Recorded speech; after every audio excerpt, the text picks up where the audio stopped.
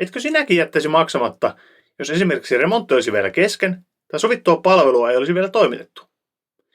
Tämä on kuitenkin ihan arkipäivää julkisissa hankinnoissa. Rahaa maksetaan, vaikka mitään ei ole vielä toimitettu, vaan vasta suunniteltu tai luvattu. Aloitteemme vaatimus on yksinkertainen. Ensin työ valmiiksi ja sitten vasta maksu. Kaikki tarkistukset tehdään huolellisesti ja dokumentoidaan avoimesti. Näin veroeurojemme käytettäisiin kuten niitä kuuluukin. Ei luottamalla lupauksiin, vaan maksamalla vain tuloksista. Jos ei kukaan maksaisi sekundasta omilla rahoillaan, miksi niistä pitäisi maksaa verorahoilla?